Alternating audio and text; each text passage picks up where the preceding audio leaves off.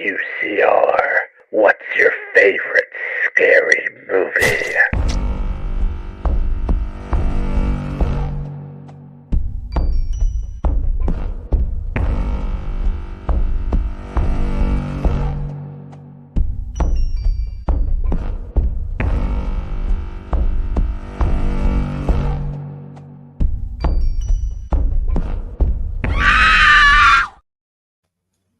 Well, finally, it has happened to us. We have reached the end of the long and winding road, some very winding, from the beginning of Final Destination to the current ending.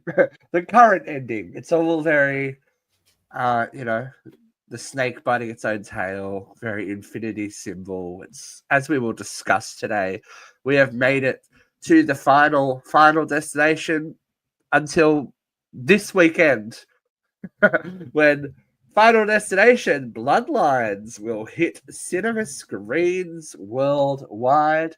I'm joined today by the Queen of Chaos, Miss Katie McCarthy. She's here.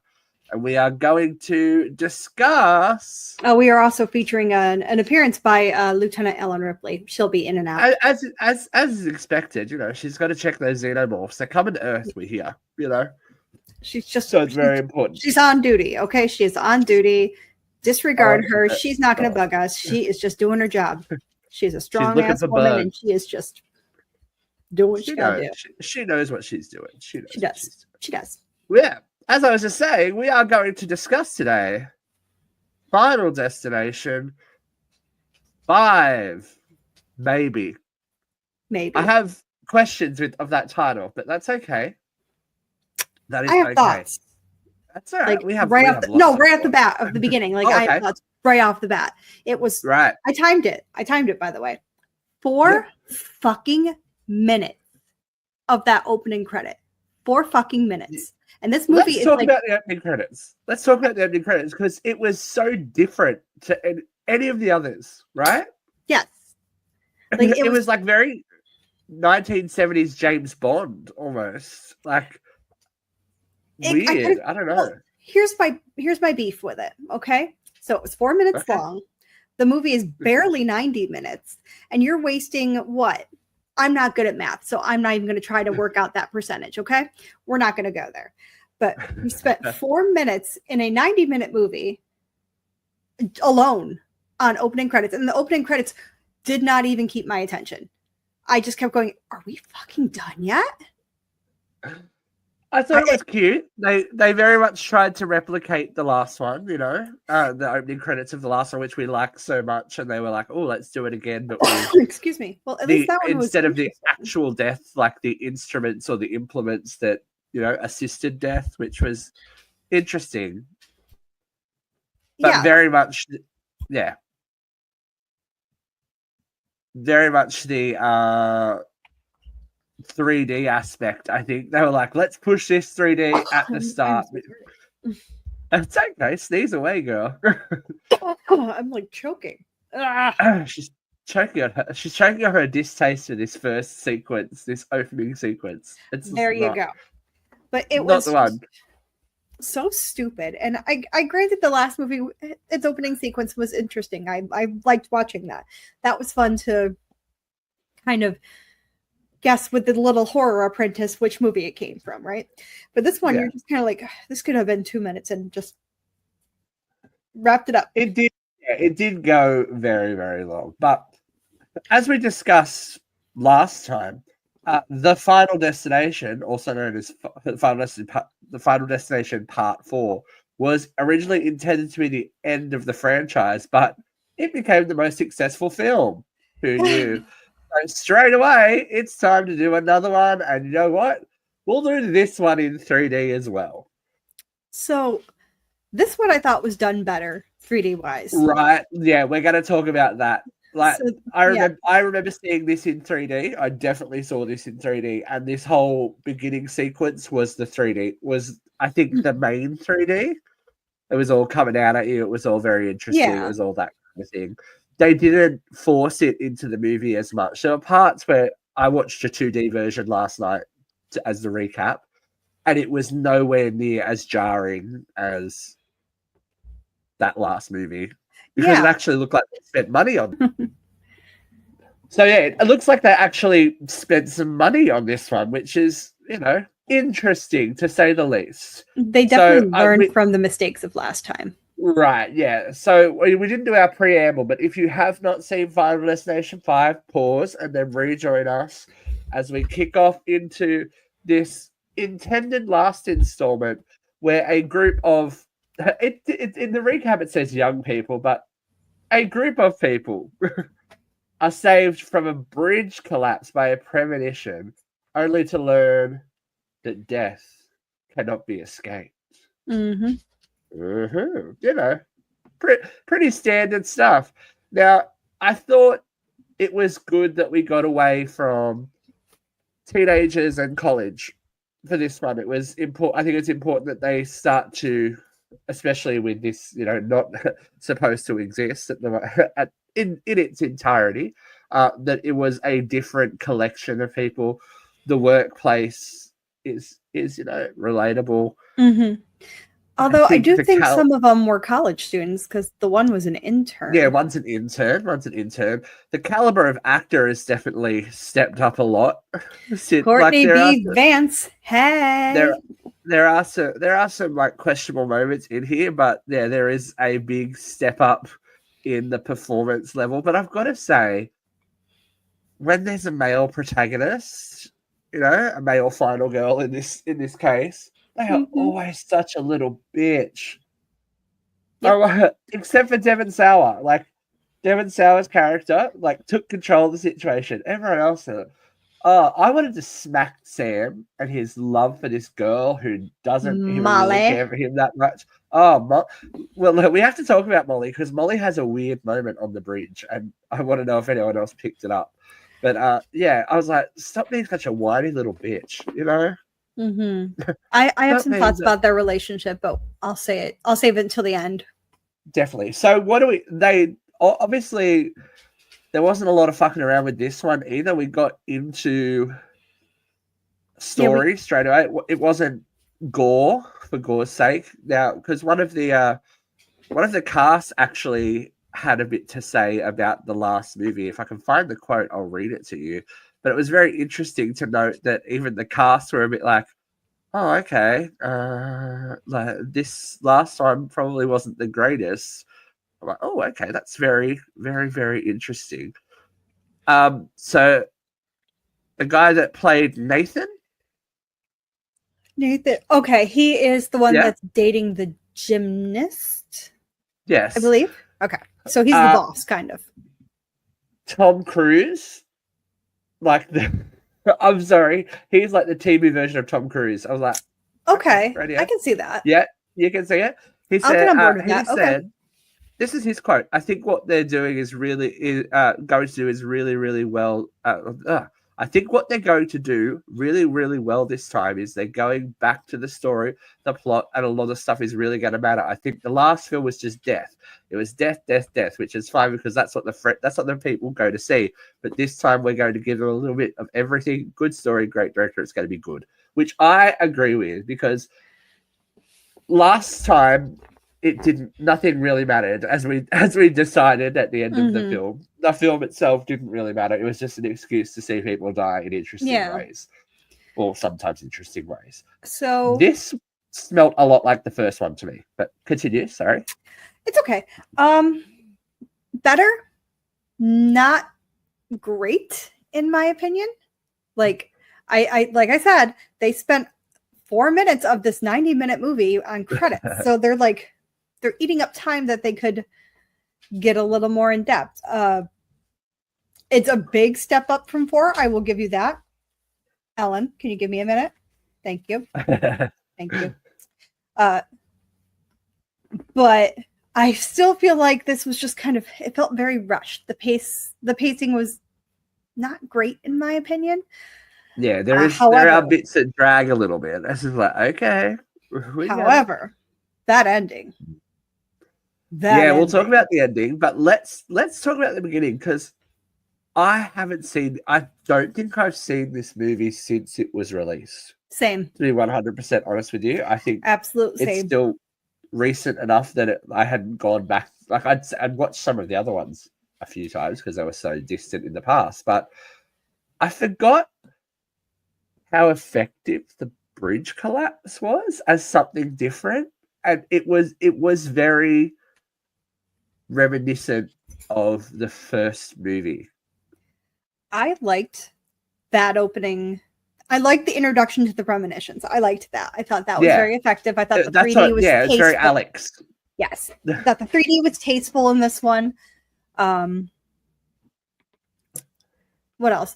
I hate bridges. So I don't think they signposted the deaths as much either. There were deaths, and especially moving through the film, that weren't like, oh, you're going to get killed by something rare, like, just machinery flying. You thought it was something else. Like it was very much back to that as well. Grayson actually said the same thing. He goes, it's showing you one thing, but then it's something completely different. So Grayson caught the same thing. I also like that on the way to the bridge, there was like a little wink, wink, nudge, nudge to the second movie with the log truck. I liked that. I like it when they can do things like that. Well, there's a couple of those throughout the movie as well, which we'll talk about when we can, when we get through it. But it was very, I think that they kind of picked out some of the better bits from the whole franchise and tried not to repeat the sins of the past with the too convoluted story. Right. Like we had a story, it didn't get too dumbed down because we only had 7 survivors in the end. We had Sam, we had Molly, we had Nathan, Peter, Candace, Dennis. Come on, snaps for Dennis, Olivia, and Isaac. So 8. That was Oh, is that 8? That was 8, unless I miscounted. That was 8. I can't count. All right. Count. That's okay. Math is not either of our strong suits. Look, after this many movies and this many survivors, it all gets a little bit muddled. Yes. And we've gone back to the FBI, being involved and questioning. And of course, we have the iconic return of Tony Todd as a major part of the story, which I think he should have been throughout the whole franchise, but we'll hold on to that for later. Mm-hmm. Do you know I read the reason that he wasn't in the last one at all was simply because he was in production for Transformers: Rise of the Fallen. Oh, okay. So, it wasn't. Yeah, he was busy being Megatron. Oh, that was Optimus Prime. Excuse me. It was pretty good though. I'll give you that. It was pretty good. Autobots, roll out. Thank you. I'll be taking my millions now, Michael Bay. That'll be great. So the bridge. Look, my one thing with the bridge collapse, when the real thing happens, they just stand at the edge. I would keep running for the next, at least half hour to be as far away from that bridge as possible when it is falling down, because you don't just get to go, oh, I'm sorry. You don't do that. I thought the deaths were pretty cool on the bridge. I didn't think they were convoluted at all. It seemed pretty natural to, in the event of a bridge collapse, that these are realistic things that could happen. So it wasn't like going way out of the way to make it unbelievable. Like people are going to fall off the bridge. People are going to get crushed by cars falling off the bridge. This is all very believable. I mean, spikes in the eyeballs, and it's played up a little bit, but it's still not nearly as convoluted as the last movie. Right. It wasn't a gore fest for gore fest's sake. Like people fell off the bridge. Yeah, okay, she might have got impaled on a sailboat. That's just bad luck, Yeah. And a very cool moment for the 3D, if I remember correctly. It was like, ooh. And the falling rods were pretty cool as well when Nathan got all shish kebabbed. that was rough. I know, and then poor Peter gets sliced in half by a fence. That was like, it was interesting. But there's a point to be made here, and the apprentice caught it again. We never saw Molly die. Well, she was. I think that's the whole point of as we progress through the story. that Molly was saved, and why was Molly saved? Why should Molly be saved? X, Y, and Z. Mm-hmm. And it will pose an interesting question at the end of this movie, because there is something very interesting that happens at the end of this movie if you haven't seen it before, which we'll get to. Mm-hmm. But we did try and re-inject the sense of mystery / thriller with, you know, the FBI getting back involved with Agent Block being obsessed with the case, not unlike the first movie. I'm so happy that we got more of William Bloodworth in here as well. I think that the biggest disservice to this franchise is that Tony Todd wasn't ever present throughout every movie. And I know he was, but I mean as his character. Right. Because we get him in part 1, we get him in part 2, and then we get him in part 5. But like the man takes all the scenery and just chews it up. Like, definitely. You can't get, like, that's probably why they didn't do it, because he has such a presence. It takes away from. I think it really helped the other act. I think it helped the rest of the cast too, because he had that whole, you know, exposition. Mm-hmm. Was that's his character's point, and it was really helpful. And the fact that after the deaths, or especially Candace's death, he's just there. He just like he knew, like, you know. We know that he works for the coroner, and that is revealed, but it gives more of a sense of what I was talking about last year. That's how long it feels. Last installment, that he is kind of got this little, I don't know, hotline with death, that he's death's emissary, that he knows something. And I think that if they are going to continue this franchise, that could be something very interesting to look at. We don't know where his story's going to go, because obviously he does appear in Bloodlines. It was the last thing he did before he passed away. I think that's really going to be quite poignant to see his final film be Final Destination, and, you know, right. But the get a end cap for his character. Right, but his character can't progress any further unless he had an apprentice, or unless they just recast the part and people go. Well, see, this is my idea, because either we don't know what happens in the next film yet. You know, he could have an apprentice that he has shared his secrets with, but wouldn't a prequel be interesting? Finding out how he came to this knowledge. That would be very interesting, honestly. Like, that's a spin-off that you could do, because they could do a younger him. A younger Tony Todd finding out, you know, how it all happened. All right, I see you. I'm just putting it out there, Milan, if you are still interested. I'm sure once the box office is out for Bloodlines, we'll see how they feel. But I think it'll be interesting to see how they negotiate his character, you know, passing away in this last film, because there is a bit of lore that is dropped here that kind of makes a bit of sense for the rest of the franchise, which we kind of might have needed a little bit earlier on, but it's okay. We'll get there. Let's talk about poor Candace. Not poor Candace, because she seems like a bit of a bitch. But Candace's death harkens back to the best parts of the first movie, where there are so many things going on, and it's just the most random thing that causes her death. Right. Like, you see the thing leaking and you think that's she's going to slip, or she's going to step on the...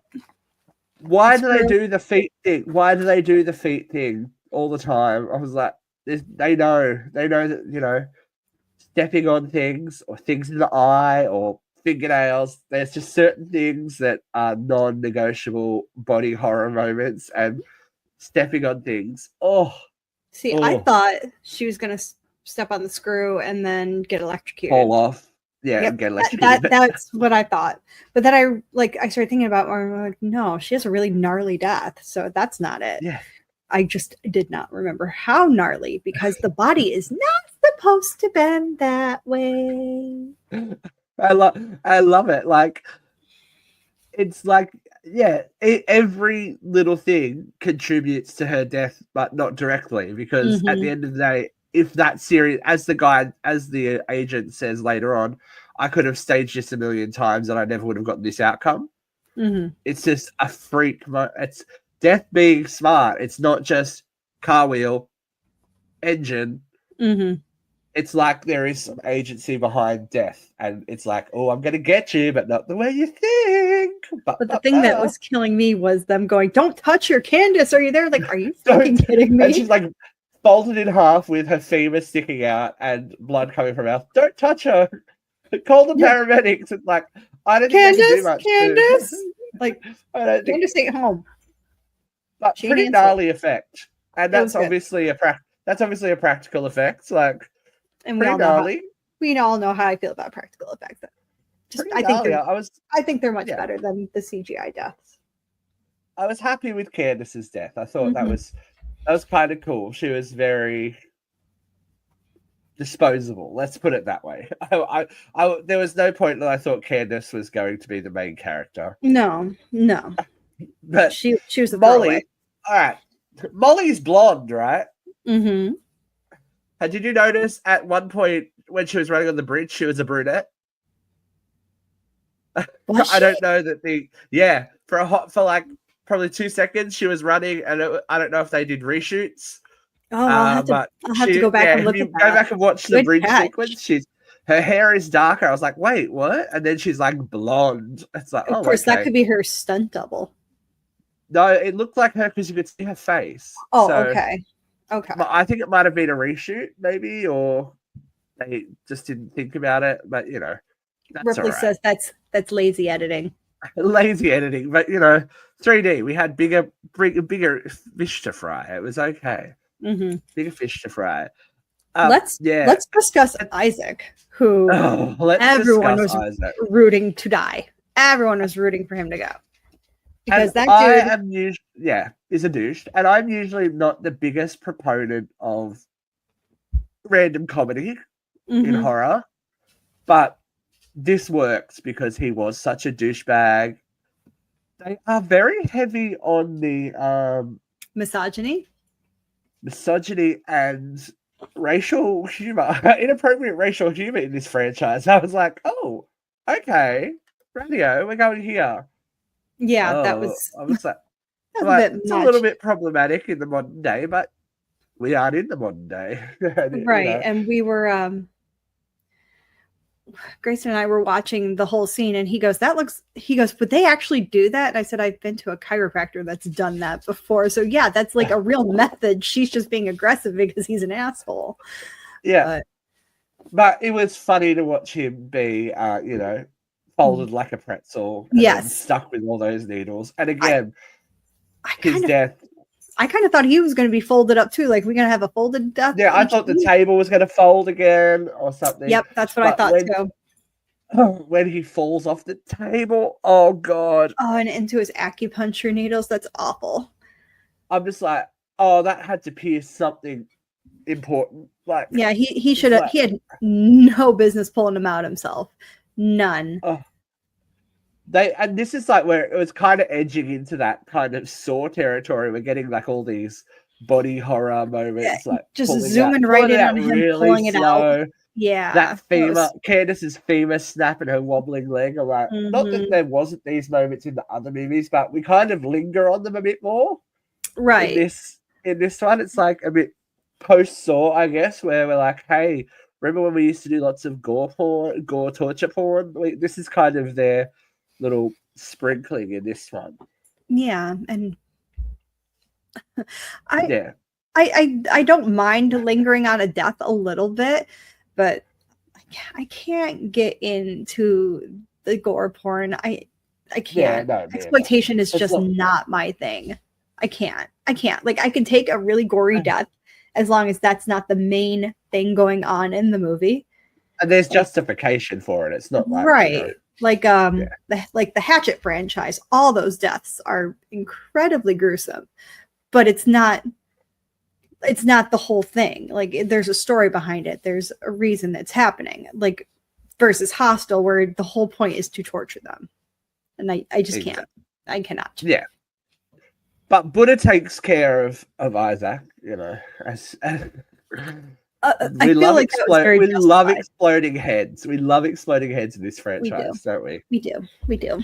I don't know how easily a head would explode. Maybe that's a Mythbusters thing, but you know, I don't know if it would I like. think they explode. I don't like think that. it would explode versus implode. But again, a cute little everything moment would be for intact. But everything. have But function these in. ones just splatter, and Yeah. they're supposed to splatter because it's 3D, and Right. that's a splatter moment. This is where, after these first two deaths, we get our exposition that kind of changes everything for the franchise. When the survivors come across Bloodworth, Mm-hmm. and he tells the remaining survivors that to cheat death, they've got to kill someone who was never meant to die in the bridge collapse, and thereby claiming their remaining lifespan. Mm-hmm. So even without knowing that specific rule, which you think he would have told Alex, but more on that later. Mm-hmm. That kind of explains away the randomness of some of the deaths, because in some of the lesser reviewed installments that we've done, we've had these random characters that are now part of it that weren't part of it, and da da da da.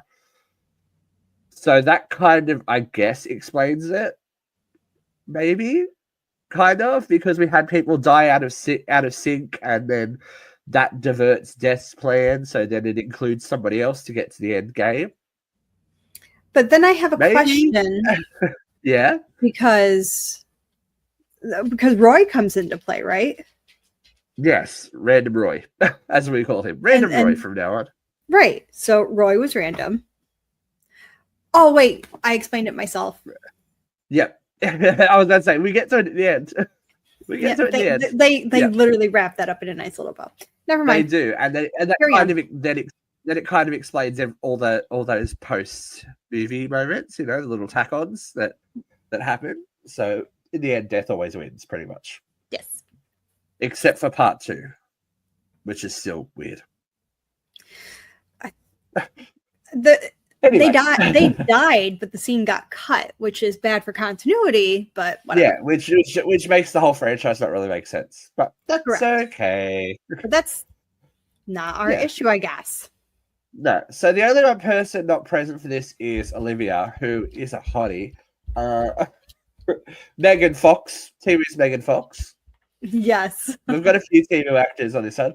She's a hottie though, and she's a hottie who can act, which is, sometimes rare in the horror franchise. Now, I've never had LASIK eye surgery. I don't think that's how it works. It's not. I mean, I've never had it either, but I do not think that's how it works. I don't think those laser beams that cut through things are going to be operating on your eye. Yeah, just like we're just gonna. Now, I might have missed it. Like, was that supposed to be like automated, or was someone there and I thought he said he'd be right back.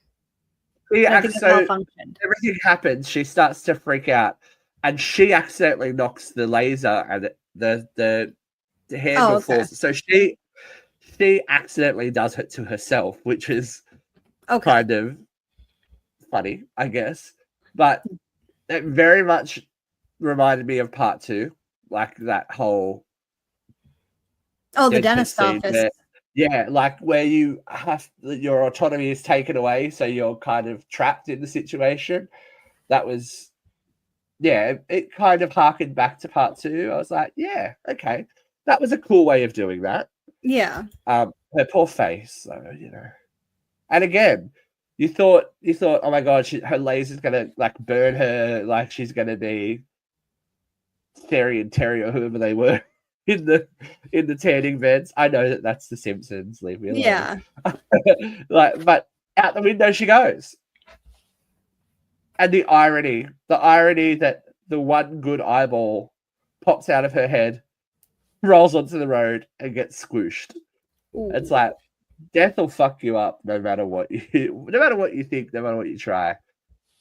Death will fuck you up. Mm-hmm. Poor Olivia. I feel sorry for Olivia. I don't think Olivia did anything that deserved her death. She's like, Well, no, really, no.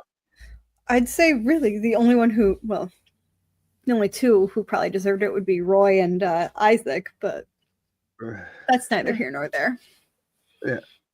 Yeah. So Sam, as everyone does, as they all do, and again, a big question for me is how do they specifically remember this order when it was supposed to be a premonition or a dream or whatever? Sam realizes that the survivors are dying in the order that they are intended deaths from the bridge collapse, which is questionable. We have an exact timestamp to remember when everyone dies, but that's okay. At least you can see that they try to explain it with him there writing a list and like Alex, trying to track it, not automatically knowing exactly when and how people died, which was questionable on a roller coaster, and which is really questionable in the hubbub of that Formula One racing track. Like the order of death, especially when you didn't see half of them for the last one, but that's okay. I'm staying out of it. The less about part 4, the better. So Nathan's next. Right. So Nathan. Oh, no, Nathan. No, it's Nathan. Yeah. Wait, is it? Yeah, we're calling the wrong character Nathan? the wrong name. Nathan is the guy that works on the floor. Okay, so this is Roy. Yeah. Wait a minute. Yeah. This is Roy's death, yes. Right, but... Yeah. I'm just double checking their names. It's the character names. Peter is the douchebag. Peter is the Tom Cruise. Tom Cruise. Yes. Okay, we're good. Keep going. Peter because he's a dick. Right? Touche. So, keep going. Right? Okay. Yeah. So Nathan and this is a very good question because this is what Peter asks him.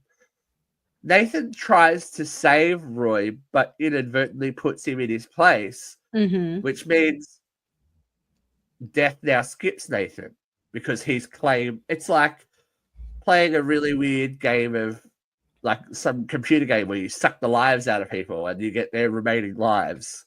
Right. Yeah. So for all we know now, Nathan is safe. Nathan gets whatever time Roy had left. Right. And then poor Dennis. Look, we have to give snaps for Dennis for giving us some, well-timed, well-done humor. I like that actor. I think he's funny in most things he does. Yeah, that looked painful. I like that it was short and sharp. It was very reminiscent of Terry. There were no buses in this one, which was cute. No buses, no cars. So to have that shock death, and that was put in place before all of that. You see that spanner being put down earlier, and you think it's going to play a part in Nathan/Roy's death, but it comes back around. Everything's everywhere for a reason, which I like. It's very much back to that first moment. Yeah, but that wrench that impacts itself into his head is a quick moment, and we get our franchise typical blood splattered shock reaction scene. So that's cool for them. Still did not get any sense into him. Well, no. So I question. Look, and maybe had the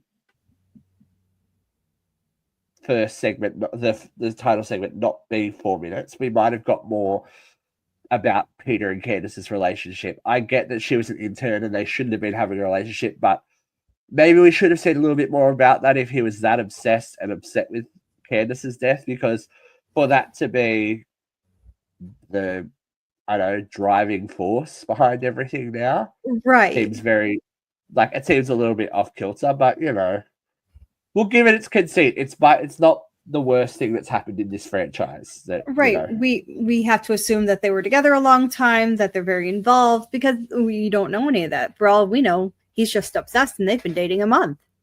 Yeah, exactly. For that to be his driving force needs a little more development. I did like when Sam goes back to work, the multitude of ways that the kitchen was trying to kill him. It's like, oh, shit. Yeah, girl, you're in danger. Like, Well, we forget how I think we have we've worked in the hospitality industry before. We know the dangers of a kitchen. It's just like, oh god, you forget how much murder and danger is around the corner when you're working in a fast food or a restaurant kind of situation. Well, we've seen that restaurant before. Oh yeah?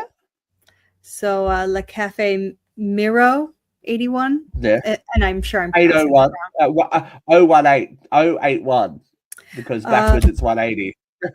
Okay. So we've seen it before because it was the restaurant they were at the end of the first film. I need that. We'll talk about it. That little subtle nod there. We'll talk about it because also we kind of skipped over it when they were doing their drinking in the office, and Olivia was late for her appointment with her eye specialist. Did you see the roller coaster? Yep, the Devil's Flight roller coaster photo.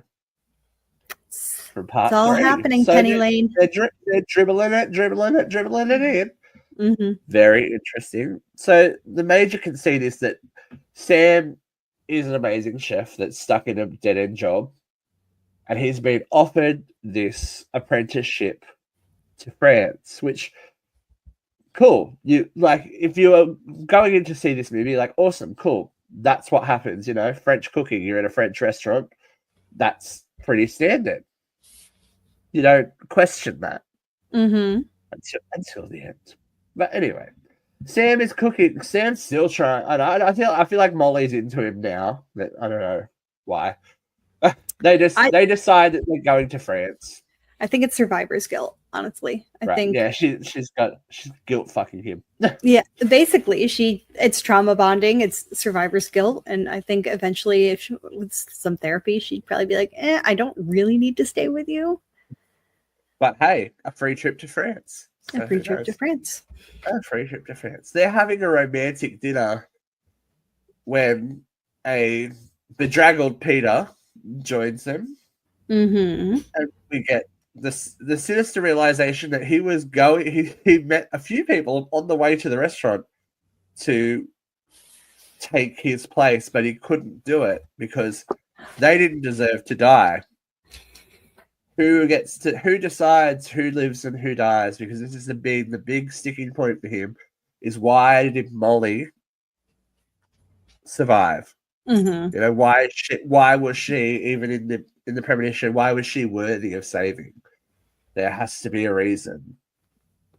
So he fixates on that and decides that if anyone has to go to save him, it is Molly, and we get this slasher moment, which I kind of appreciate when there's another like threat introduced, kind of like in part 3 when we get McKinley moment, at the fair. Yeah, I liked that.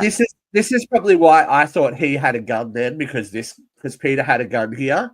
That I might have just cross-pollinated the two, but we get a very interesting, almost Jurassic Park-esque, because they're in the kitchen.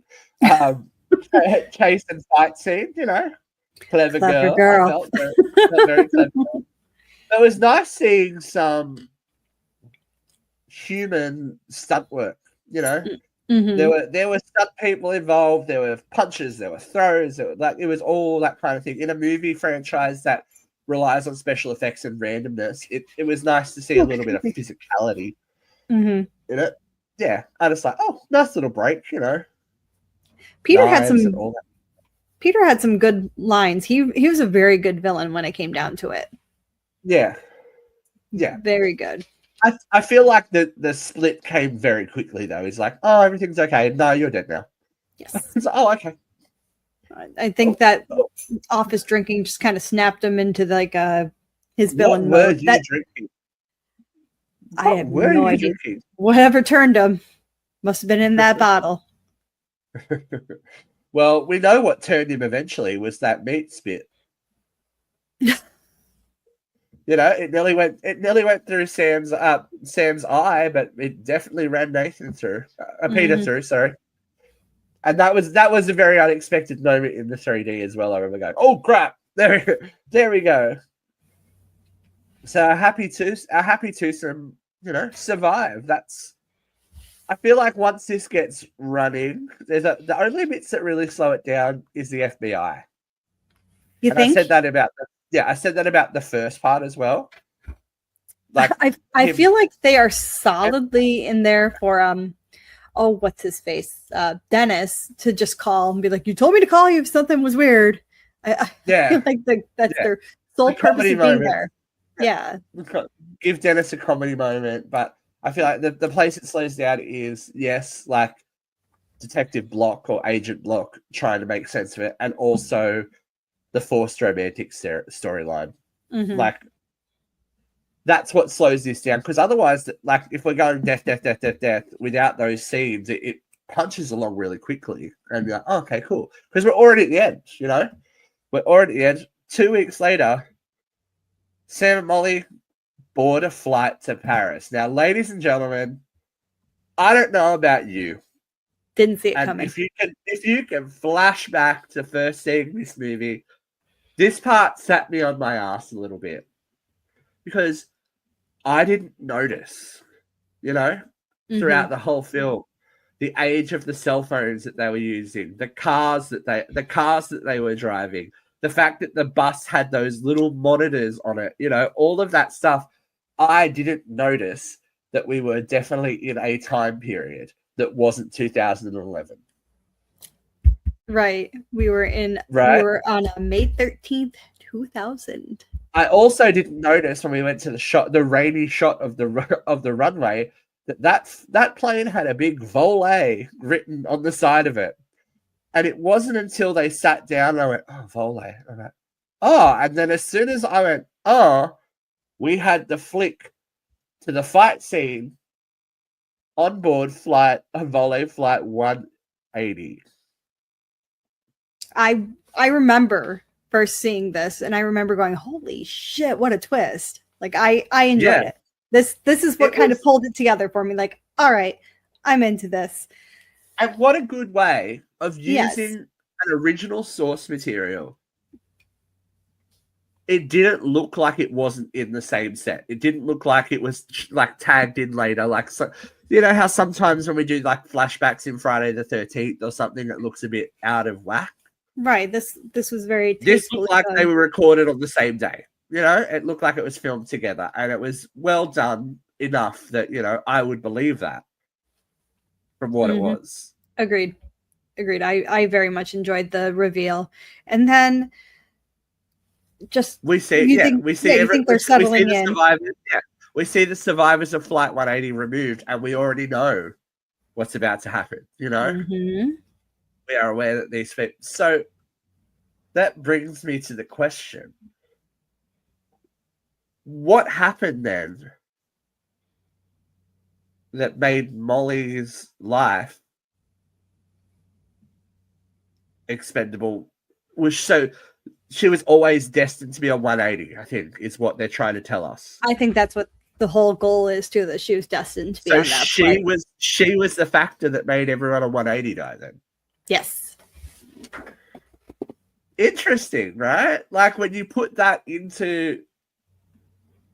So if Peter had shot Molly and she had died, the whole rest of the franchise wouldn't have happened. I think that's pretty much what they're putting out there. Right, which is a very kind of neat wrap up of a story that got very convoluted and a theory that got very convoluted. I think that's a successful-ish dismount, which is weird because it's a dismount on a prequel. And I feel like it should have stopped right there. It should have stopped right there, because then you get into Nathan at Roy's wake. And I think that makes sense. Like, I think it was a cute little button because I don't like it because you don't like it. Okay. Well, number one, they've got the nod to the number 6 race car which was the one that caused the crash in the last movie. So, okay. Yeah. That's fine. However, it's when it's revealed that he had an aneurysm and that was going to blow, and really any minute, like he was always going to die. Yeah. We just sped it along, and all the wheels are turning in Nathan's head. That like, and then the engine drops on him. Yeah. You don't like that? I think it perfectly sums up the I feel like they could have done nature something else. of what death death is inescapable, and it makes it like you thought you were safe, but you're never safe. My plan is right. final, and I know is your literal final destination. And I know when it ties into Molly and Sam, and I realize that's what it's trying to do. It's trying to tie them all back in together, but it just felt kind of lazy to drop the engine on him. I don't know. I think it was because he was never supposed to live in the first place. It's like, I will get you. Like as William Bloodworth says, death doesn't like to be cheated. Mm-hmm. So at the end of the day, you may think you get away with it, but death wins in the end. Like I kind of like it because in every other entry in this franchise, except for part 2, death wins. So to have it wrapped up would be the perfect end to a franchise, and it is technically the end of the franchise, I guess, because this next installment is not the same thing. It's a different take on it, which we will discuss after we see it. But Bloodlines is, I guess, a spin-off of this, because it's not necessarily anything to do with this storyline that we know of yet. It hasn't premiered.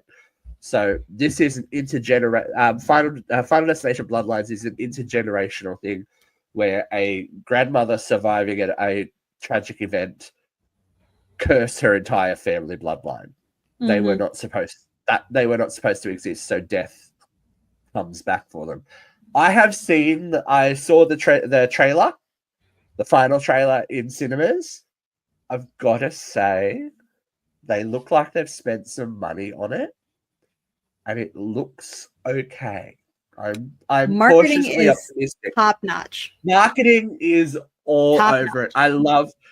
They know their audience, and I appreciate when a franchise knows their audience. That log truck rolling around anywhere, as we said, it's more iconic than the first one. That log truck has stuck in the zeitgeist for its years. And also, I love the billboard photo that you sent to me of like the guy splattered against the billboard. But there's all of these they've thought about it, and I appreciate when a franchise will put some effort into marketing and not just go, we've got a kind of tent-pole-ish franchise name. We'll just rely on that. I think that people realize now that they love this all-inclusive, immersive experience. We love these movies because we like to put into that world. Like, that's the whole idea of horror, really. It's cathartic. We survive the experience and make us stronger, and we learn our lessons and da-da-da-da-da-da. So imagine wandering around your everyday life to see that truck driving past you. I don't think so, Bernice. No.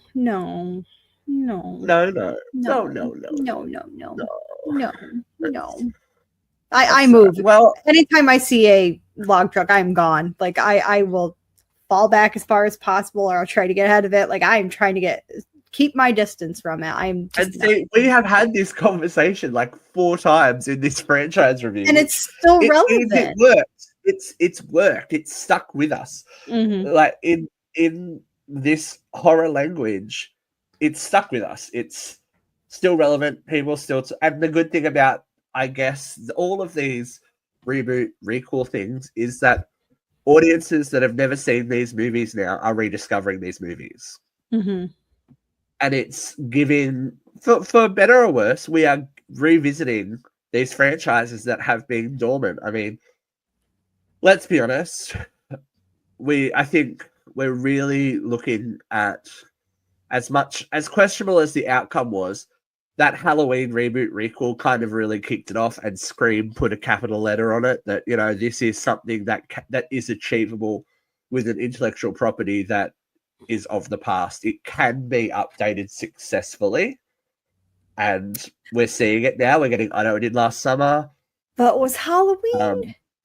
Yeah, Was that's what I that said. done It was questionable.